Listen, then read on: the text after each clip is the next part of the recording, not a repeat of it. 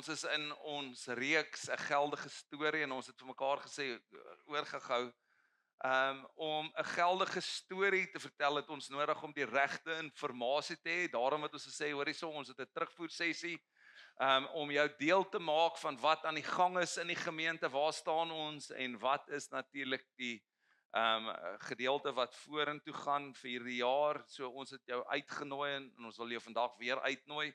Ons het net na die diens, die afloop van die diens het ons 'n terugvoer sessie. So dis waar ons net 'n tyd gebruik waar ons jou inbind in alles wat aangaan en waar jy ook die geleentheid het om vrae te vra en ook terugvoer te kan gee. Maar as jy dit nie nou na die tweede diens kan maak nie, dan kan jy dit ook môre aand bywoon of volgende week Sondag na die tweede diens weer eens, nê? Dis net 'n tydperkie van gou-gou. Ek sê gewoonlik dis nie vinnig nie, dis 45 minute vinnig. Right, so nou nie daaroor en as jy sê, "Oei, jy's nog 45 minute." Nee, moenie kla nie. Dit gaan jou great wees vir jou om dit te kan bywoon. So asseblief, ek vra jou na die afloop, soos ek sê 11:00 gaan ons gou-gou in daai sessie ingaan en ons wil nie jou tyd mors nie, so ons gaan vir jou doelgerigte inligting ook gee. Maar hier is wat ons sê is dat ons leef in 'n wêreld wat 'n klomp inligting natuurlik vir my en jou gee. En op die einde van die dag, wat doen ons met hierdie inligting? Wanneer sien ons dat hierdie inligting geldigheid het oor my en jou lewe? So net om by 'n plek te kan kom te sê dat hierdie geldige storie wat moet aangaan in my en jou lewe met 'n definisie hê, en ons hou mos daarvan om alles te definieer, maar hier is dit. Geldigheid beteken dit verwys na die mate waarin 'n metode of proses met voldoende sorg en noukeurigheid uitgevoer word wat verseker dat die resultate betroubaar en betekenisvol is. So ons het by daai plek gekom te sê, as ons gaan kyk na al die inligting wat in hierdie wêreld is, wat op die einde van die dag is deur die regte metode en proses gegaan sodat die resultate betroubaar is vir my en jou en betekenisvol is. Hier is ons probleem, is dat ons baie keer ons instel op wat mense sê bo dit wat God sê. So ons het by 'n plek gekom om te sê, hierdie geldige storie oor my en jou lewe, is dit wat Jesus vir ons kom doen het. Daardeur is daar 'n klomp prosesse en metodes om vas te stel, is dit waar, dit het dan resultate wat betroubaar is, en die realiteit is betekenisvol. Hoekom is dit betroubaar? Oor al hierdie geskiedkundige dokumente, maar natuurlik oor die Bybel en belewenis van mense, die getuienis van dit alles, maar nou is dit betekenisvol, want Jesus het ons ingesluit in hierdie storie. Daarom verander die hoofnuus oor my en jou lewe.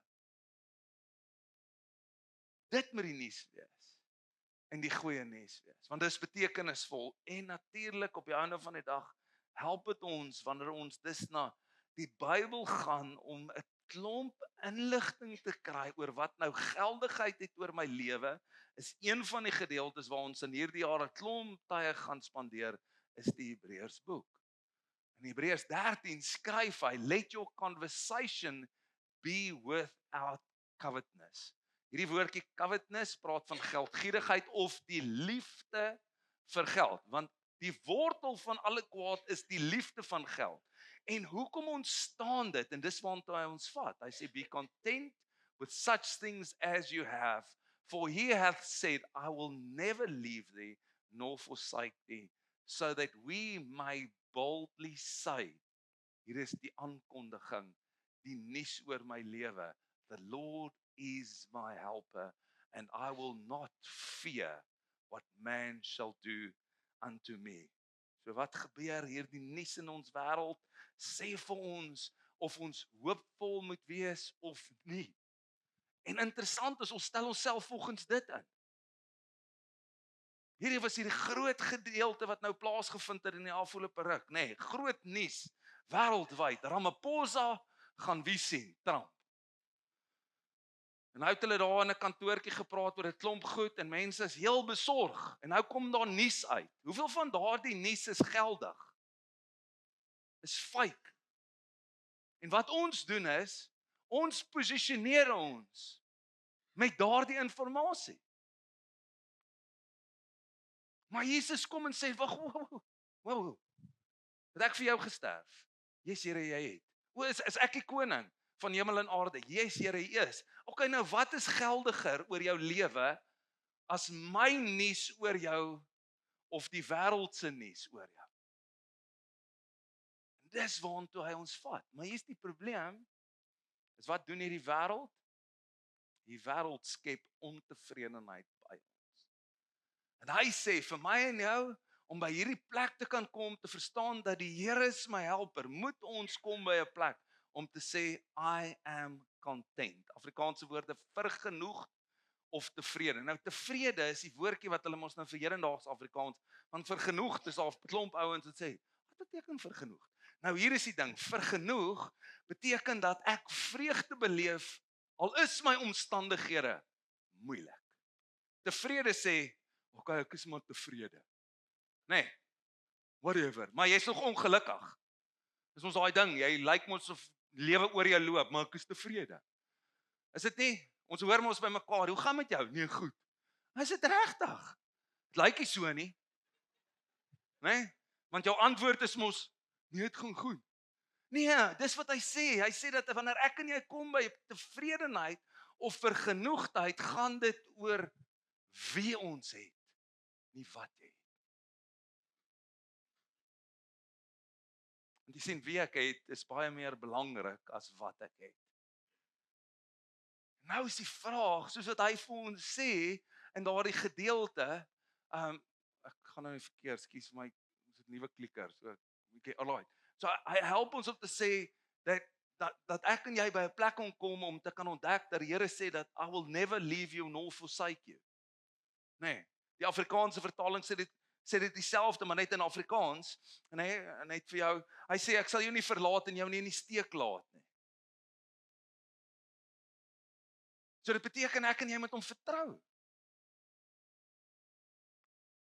Ek moet vergenoegd wees met die feit dat God weet. En as God dit dan gesê het, dan sal dit so wees. Is dit nie die tevredenheid nie? Daarom, as ek en jy by 'n plek kom te verstaan, wag 'n bietjie, hier's 'n klomp inligting in hierdie wêreld wat skree teen dit wat God sê, dan maar die oorheersende gedeelte in my en jou lewe wees, dis wat God sê, dis die nuusberig. Dis die geldige storie oor my en jou lewe. Paulus eintlik help ons met hierdie. Nou Paulus, net gou-gou vir jou te sê, ons gaan 'n bietjie in Filippense draai maak. Is dat Paulus stig hierdie kerk en daar is regtige beweging en daar's 'n klomp goed wat gebeur in Filippi en op die einde van die dag is daar hierdie goed waar hulle kom en hulle hou nie meer vas wat Paulus vir hulle geleer het nie. Goed kom in hierdie gesprekke in. Ander inligting. Nou net om vir jou te sê is dat Filippi was die eerste gemeente wat Paulus ondersteun het in sy dienswerk, in die evangelie verspreiding. En nou wat plaasgevind het, hulle het opgehou. Hulle het opgehou om hom te ondersteun en dan sien ons weer in Filippense 10 waar 4 vers 10 waar hy dan sê, ek is die Here besonder bly dat julle nou uiteindelik opnuut aan my gedink het. Nou Paulus gaan nie hier na die gesprek toe om te sê, "Jesus, ek is nou so bly julle kan my weer befonds nie, sodat ek kan weer aangaan nie." Hy praat eintlik van verhouding, van visie, van eenheid. Hier is iets wat hier plaasvind wat in die begin daar vas was. En as ons net so in vers 9 ingaan, dan sê hy wat ek vir julle geleer het, julle ontvang het, wat julle van my gehoor het en in my gesien het. Hierdie is die gedeelte, hierdie is die verhoudingsgedeelte waarna hulle weggedryf het van. En nou kom hy by hierdie plek om te sê, ek is super opgewonde oor hierdie weer, want ek besef julle het weer julle minds opgemaak. Nou kom hy in vers 11, nou sê hy, ek sê dit nie omdat ek gebrek ly. Ek skryf nie hierdie vir my nie. En laat julle moet weet, okay, ek is okay nie. Ek skryf eintlik hierdie vir julle. Want julle moet iets ontdek. Dis tot jou voordeel, net so 'n bietjie verder in Filippense 4 kan jy gaan lees. Dis tot jou voordeel. Hy sê, want hier is die ding van vergenoegdheid. Ons besef nie altyd dat vergenoegdheid nie net 'n download is uit die hemel uit nie. Ek sê net ewe skielik vergenoegd nie. Hy sê, want ek het geleer om in alle omstandighede tevrede te wees. Ek weet wat dit is om min te hê en ek weet wat dit is om oorvloed te hê. Ek is in elke opsig in al hierdie dinge ingewy. Beteken, luister, ek weet wat dit is. Ek was in daardie omstandighede.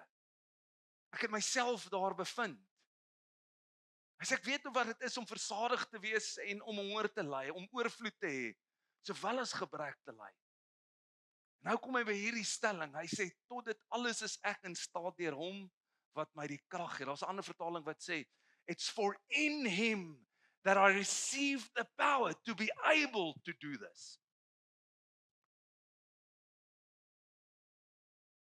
Ek dink ons challenge is dat ons in Hebreërs lees dat die Here kom sê vir my en jou, ek sal jou nooit begewe en nooit verlaat nie. En dan het ek en jou ons hoop op 'n klomp goeders en vertroue dat God mos in hierdie omstandighede gaan kom. Wat gaan hy doen? Dis vir my altyd interessant dat ons baie keer ons woorde verklap wat ons verstaan, nê. Ons woorde sê baie keer, Here, jy moet my nou vergenoeg kom maak. Ekskuus nou. Dis nie jou verantwoordelikheid nie. Dis die Here se verantwoordelikheid nog om jou tevrede te stel ook. Wow, dis waartoe ons vat. Stop gou net jou redenasie. Kom ek help jou net om by hierdie plek te kom. Is dat wat ek en jy moet verstaan is vergenoegdheid, tevredenheid word geleer. Ek ontdek dit. Ek kom by 'n plek waar ek verstaan, eers my vertroue is nou in God. Want die uitdaging is as die Here sê dat hy is met my, hy's vir my, en goed loop skeef in ons lewe, wat doen ons? Gooi ons die baba met die badwater uit. So 'n storie net in ons eie lewe. Ek en Erika het by 'n plek gekom in ons lewe so in 2010 waar ons regtig besef vir die Here roep ons en ons begin te bedink, okay, hoe gaan hierdie lyk? Nee. Want ek wil op daardie stadium boer ons, so hoe gaan hierdie nou lyk? En ons het hierdie gedagte, Jesus, weet jy wat gaan great wees? Ons het die plaas, kom ons verkoop dit, ons vat die geld en ons gaan koop iets anderste. En ons het dit mooi beplan, mooi uiteengelê. Ek het navorsing ook gedoen en net hierso in Plettenbergbaai, nê, is daar 'n Sasol garage. Ons het al die inligting gekry, want dis wat ons nou gaan doen. Ons gaan nou daai Sasol garage, ons gaan die plaas verkoop, ons gaan die Sasol garage koop en dan wat gaan ons doen? Dan gaan ons evangeliseer, want dan het ons mos nou befondsing, want almal moet mos petrol en diesel gooi. Nee, great metode. En weet jy wat, ons sê dit op. Ons hou 'n veiling. Ons investeer daarin. Ons sê, Here, hierdie is die pad. Ons staan vas daarop. Ons hoor U. En ons hou hierdie veiling. En net my bure daag op. Want ons 'n helikopter wat hulle kan gaan vlieg en kyk hoe lyk hulle plase. En is in daai oomblik waar ek so geskok is. Hy sê dan, ek sê jou nooit begewe, nooit verlaat nie. Wou Here, maar jy het nou hier iets laat gebeur. En ek stoei met hom en ek gaan stap, want nou moet ek wegkom. Gaan stap so lank sy spruit af. En ek is in worsteling met hom. Ons glo dan hierdie Here. En ek beleef net so in my gees, vertrou my. Okay, maar ek het nie vertrou. Hallo? Kyk hoe nee, vertrou my. Dat jy iets nie weet wat ek weet nie. Vertrou my. Jy sien die probleem is, ons sien baie keer in ons omstandighede 'n klomp goed wat met ons gebeur en nou sit okay, ek het vertrou dat dit so gaan gebeur, maar ons sien nie wat God sien nie. Ons sien nie wat in plek moet val nie. Waantoe hy met my en jou op pad is nie. En nou klim ons uit die boot uit daardie oomblik. En hy bring my op 'n spasie om te sê, wag 'n bietjie, Abri, vertrou my. Ons weet nie hoe lyk goed nie. Die eerste ding wat ek moet doen is ek moet gaan studeer. Weet nie hoe lyk al hierdie goed nie, maar ek volg maar nou. Okay, Here, nou vertrou ek U. Blindelings. Ek gaan nou studeer. Probeer dit. Op 39 is dit nogal 'n uitdaging. As jy geboor het vir so lank. En in 2013 kom doen die Here 'n wonderwerk. Maar dit was vir my interessant. Is daai oomblik wat ek beleef vir die Here sê vertrou my, het ek teruggegaan.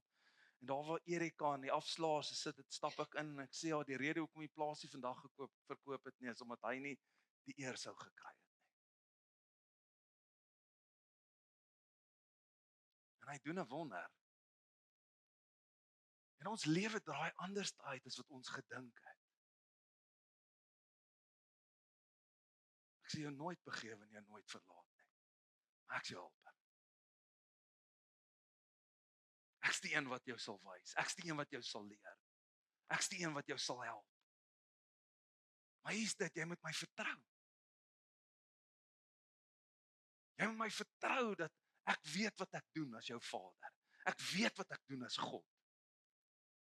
En in 'n oomblik ontdek ek iets, leer ek iets van vergenoegd wees met die feit dat God bestem het dat sekere goed in my lewe gaan gebeur en vir my en my familie gaan gebeur, sodat ons op die einde van die dag hier in Port Elizabeth kan opdaag. Want as dit nooit was vir dit nie, sou ons hier gestaan het nie. Het ons in die tuinroete, is amazing. Die storie net saam met dit, want ons het regtig beleef, dis waar die Here ons soek. Hy soek ons in die tuinroete. Ons is in die, wel ons noem dit dalk nou tuinroete, want as Doxadeo kan ons iets 'n naam gee. So ons het dit die tuinroete stad genoem. Ons is in die tuin, die amazingste ding wat God kom doen, dat hy iets in jou gees wakker maak. Die probleem is ons het 'n verwagting dat goed moet gebeur soos ons dink. In plaas dat ons God vertrou dat die goed sal gebeur soos wat hy weet dit moet gebeur. Daarom, wanneer ons dink oor vergenoegdheid en wie hy is daar 'n paar dinge wat ons moet leer. Nommer 1, vergenoegdheid stel grense. En hierdie grense is eintlik dat daar spasie, 'n gaping in my lewe plaasvind tussen die limiet en my huidige vraag. So, laat ek verstaan wat is my kapasiteit. En om dit eenvoudig te doen is dat jy het 'n inkomste wat jy dalk moontlik kry en dit is die kapasiteit. Jy het nie meer nie. Maar die probleem is nou stel ons nie 'n begroting op nie. Nou help dit ons nie en wat op die einde van die dag doen is ons dra vrag wat ons nie moet dra nie.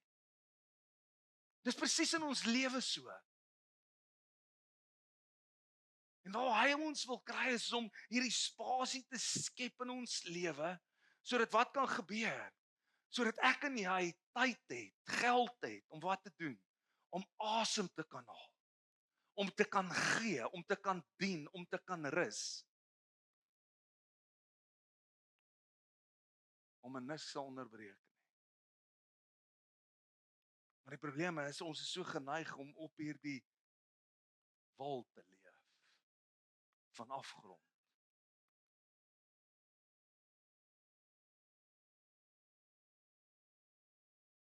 Ons nie margin in ons lewe nie. Ons skedule is daar nie tyd om net ja te sê nie. Ja te sê vir wat saak maak. Sien op die einde van die dag het ons nodig om by 'n plek te kon kom om ons leefstyl so in te stel dat daar genoeg tyd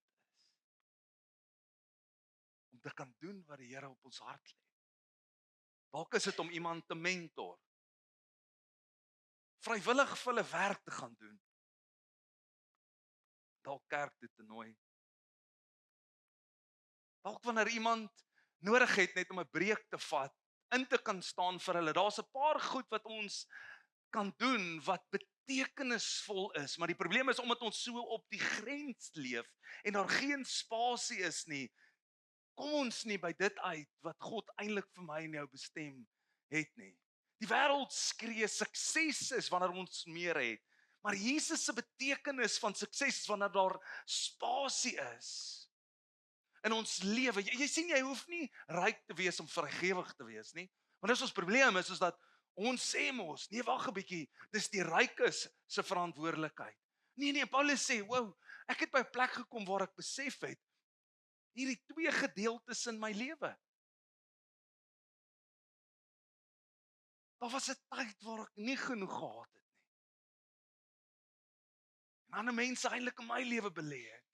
Ander mense eintlik in my lewe gegee het. Die probleem is ek kan nie daar bly nie. Maar hy sê daar was ook 'n plek in my lewe waar ek oorvloed gehad het. Waar ek kon deel, waar ek kon uitgee, waar ek meer gehad het.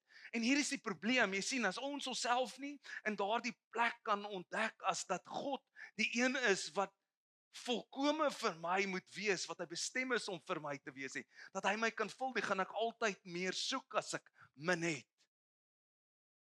En baie keer meer soek as ek oorvloed het. Want jy sien, daar's nie spasie nie. Jy sien, ek en jy hoef nie indrukwekkend te wees om 'n impak te maak nie. Dis wie God jou bestem het om te wees wat die impak maak. Dis wat hy oor my en jou gesê het, wat die geldige storie is. Dit is wat geldigheid verklaar op die einde van die dag.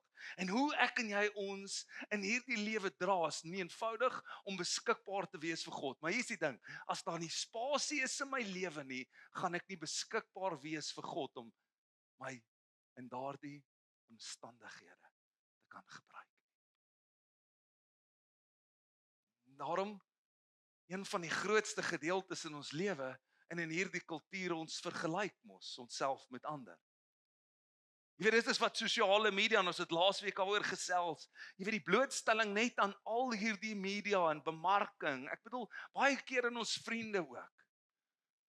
Ons bring ons kinders in daardie omstandighede, en kinders van vandag is op sosiale media, en ek en jy is op sosiale media. Die probleem is, ons sien wat ander doen, en ons vergelyk ons lewe, ons lewensstandaard, ons lewenskwaliteit, natuurlik met ander mense. En wat gebeur is dit, hoekom kan hulle reis en nie ek nie? Hoekom is hulle huis mooier? En hoekom het hulle kinders baie keer meer geleentheid as ons? Ons is onvergenoegd met wie God ons gemaak het. Ons vergelyk onsself met ander. Ons stel onsself bloot, ons kinders bloot, juis aan dit. En dan begin hierdie fluister in my en jou ore kom, om te sê, jy is agter, jy's nie genoeg nie, jy het meer nodig. Hier is die ding, onvergenoegdheid maak vreugde dood in my en jou lewe. Want vergelyking druk dit uit. Dit verblind ons vir ons seëninge. Dit laat ons fokus op die 20% wat ons nie het nie, in plaas die 80% van wat ons werklik waar het en wie ons het natuurlik. Dit beroof ons op die ouene dag van vrede.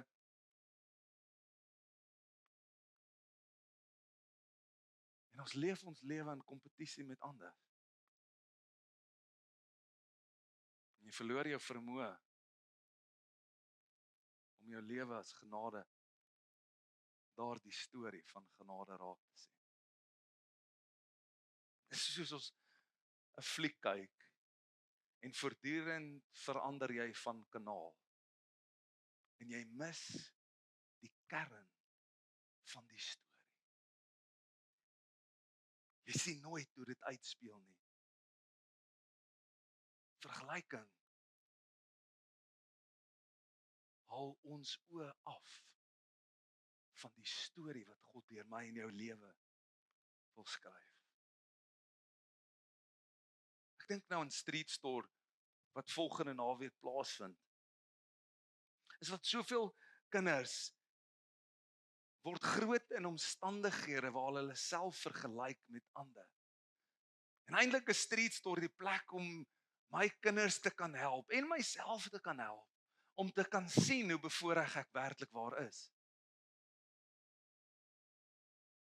Om by 'n plek te kan kom om blootgestel te word aan ander wat baie minder as jy het. maar baie keer meer tevrede is as wat ons is. Want meeste kere gaan dit oor die nuutste tekkies op die mark of die naambrein wat ek moet dra. Dis die dryfveer. Ek sal cool wees as ek 'n selfoon het. Hulle sal my in die groepie inlaat as ek dit of dat dra.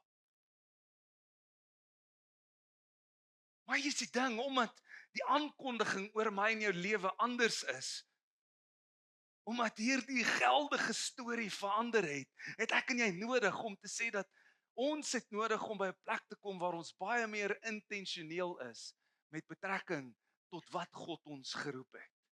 En dit beteken dat ek en jy 'n ander visie nou het. Ons sien hierdie wêreld as 'n geleentheid.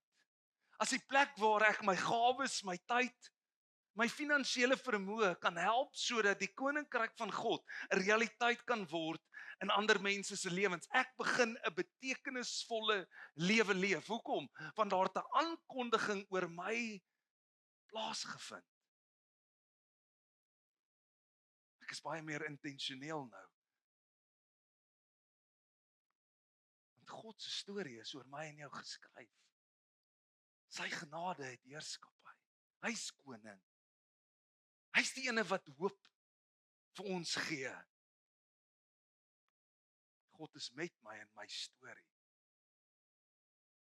Want dit gaan oor sy glorie. Daarom soos wat ons gehoor het, word vir genoeg tyd geleer.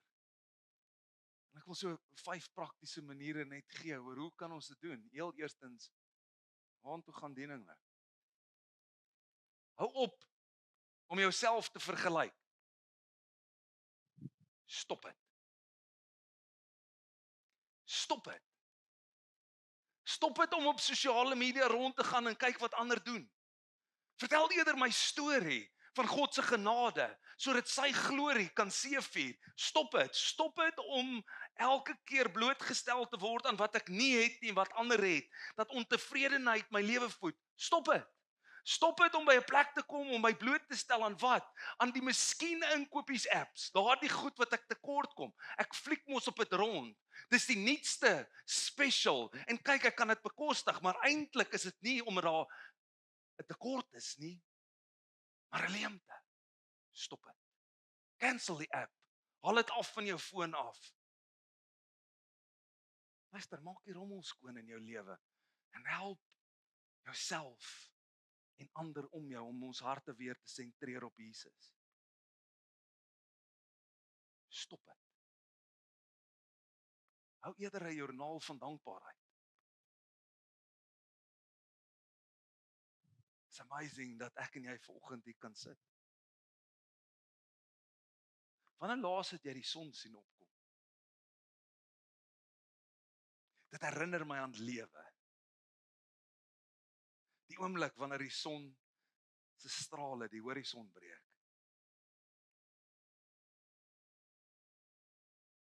Ek besef daar is weer 'n geleentheid. Daar is moontlikheid. Want God is in beheer, sy woord dra ons na alles wat nuut sal word. Daarom kom die son nog op. Want as hy nie, was jy nie hier nie. Dis die realiteit. Wees dankbaar dat jou kinders vanoggend kan groet met 'n soen. Jou vrou kan omhels. Die vriende kan groet in jou lewe. Dankbaarheid is die wapen teen hebsug, teen geldgierigheid. Maar definieer wat genoeg is. Wanneer is genoeg? Genoeg. Jou 3 slaapkamerhuis, jou 4 slaapkamerhuis, jou 5 slaapkamerhuis. Wanneer is genoeg genoeg? Wanneer jy die wêreld gesien het? Strandhuis gekoop het, 'n boot om te gaan visvang op. Wanneer is genoeg genoeg? Moenie dat die kultuur van vandag dit vir jou definieer nie. Laat God jou help om dit te sien. Sodat jy tyd het hom tyd te kan spandeer, sodat jy tyd het om dit met jou familie deur te bring, sodat jy tyd het om asem te kan haal, om te kan dink, om te kan beplan, om te kan droom, sodat jy tyd het. Dat die kultuur van die dag jou nie wurg en die asem uit jou laat loop nie, maar dat God dit weer opnuut in jou blaas, om te sê, ek is jou helper. Ek sal jou nooit begewe en jou nooit verlaat nie. Luister, celebrate ander. Dis great as jou pel se kind beter as jy nou doen. Celebrate dit. Hoekom moet dit altyd 'n kompetisie wees? 'n Armdruk. Jy gesien wat my kind gedoen het? Of my dogter? Luister, ek was deur dit alles. Dank die Here, ek het 2 kinders wat al groot is. Ek het nog 1 op skool. Ons moet nog daardeur werk, maar ons almal is vasgevang in hierdie kultuur van vergelyking en stoei. Laat celebrate ons mekaar. Sê, wow, dis great om te sien jy kon vir jou 'n nuwe kar koop. Ek hoop net nie jy dit by die bank gaan leen nie, want anders dan gaan jy mos nou weer daai spasie nie. Maar anyway, ons gaan nie daar nie, nee, ons druk mekaar nie daaroor. Maar hier's die ding, wanneer laas het jy iemand geselebrate in jou lewe? Eerder as om jouself te vergelyk, celebrate dat hulle goed doen. Dis great, Here. Mag hulle ontdek, mag dit wat hulle vermag, Here, die impak maak wat U bestem het. Laat die koninkryk kom, Here, soos U dit bestem het, soos in die hemel. Celebrate mekaar. Mag ons dit doen. Mag ons celebrate dat CRC goed doen. Mag ons celebrate dat hierdie ene dit vermag en daardie ene dit vermag. Celebrate mense om jou en dan op die einde van die dag oefen om te rus.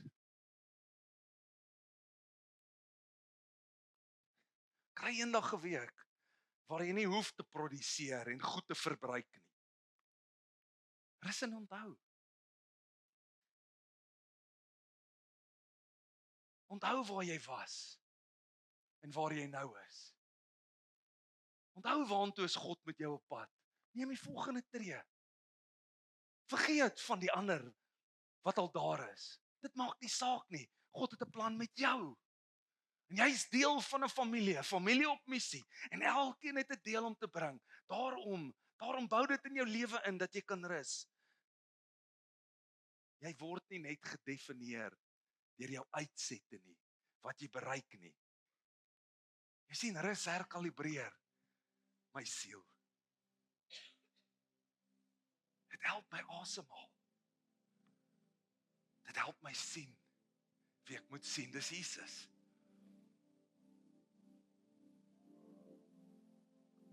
Die wêreld skree,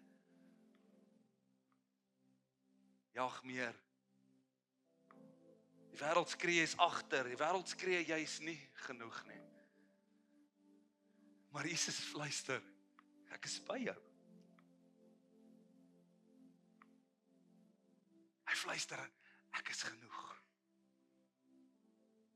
Jy kan rus. Jy sien, wanneer ons met tevredenheid leef ons met vrede. Die wêreld kan skree, maar ek weet my koning is met my en by my. Ek weet my koning het oorwin. Ek weet my koning regeer. Ek weet my koning se woord sal waarheid word. Ek weet my koning sal my daar kry. Want dis wat hy gesê het. Ek is jou helper. Jy sien, wanneer ons met tevredenheid leef ek met marge. Want ek wil die spasie hê om te kan dink en droom, maar te kan dien, te kan deelneem, te kan bydra. Wanneer ek met tevredenheid leef ek met vreugde. Want ek weet hy het vir my na die kruis gegaan. As dit nie vir hom was nie, sou ek nie weet wie ek is nie. Jy sien, ek kan vreugdevol leef, want ek is 'n nuwe skepsel. Die ou dinge is verby. Weet jy wat, ek kan met vreugde leef, want daar's hoop.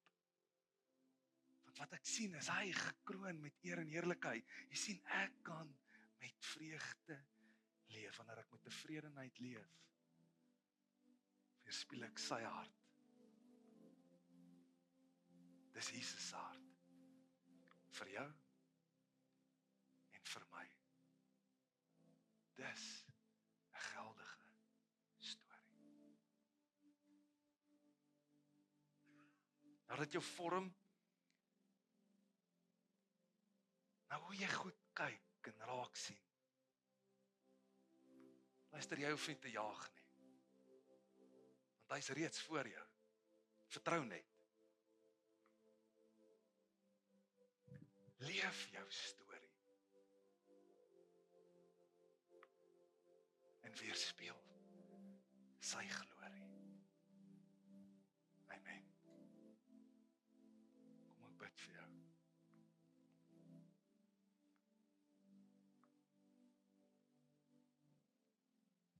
Ek weet nie waar jy is vanoggend in jou vertrou met Jesus nie, maar hier is 'n oproep. Dat jy vanoggend sal draai na hom.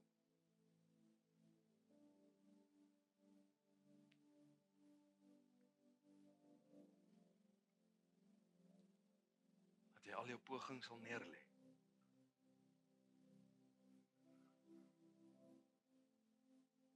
Dat jy vanoggend die grense sal stel. Dat jy vanoggend ophou om jouself te vergelyk. Dat jy vanoggend hier meer intentioneel sal wees. Ja, en ek bid vanoggend vir die wat nog vrees dat dit sal gaan in die naam van Jesus Christus. Want dis wat hy kom breek het. Slawerny. Ons hoef nie te vrees nie. Hy het oorwin. Dat ons vanoggend ons vertroue in U sit. Ongeag hoe dit lyk. Want U het gesê, ek sal jou nooit begewe en jou nooit verlaat nie. Ek is jou helper. Here, vanoggend proklameer ons dit oor ons lewens. Daar is 'n ander hoofopskrif. Jesus is koning.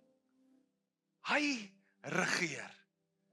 Hy is die een wat sê en dit sal so wees. U het gesê, U woord sal nooit ledig terugkeer nie. Daarom weet ons, U is vir ons en nie teen ons nie. Al sien ons dit soms nie, weet ons, daar is 'n plan en U sal dit laat uitwerk omdat ons saam met U werk. Help ons, Here, om die geraas van die wêreld eenkant toe te stoot en die stem van Jesus te laat weergalm. Dat ons harte begin klop in ritme saam met U. Dat ons leer om met dit vergenoeg te wees. Ons eer U in Jesus naam. Amen.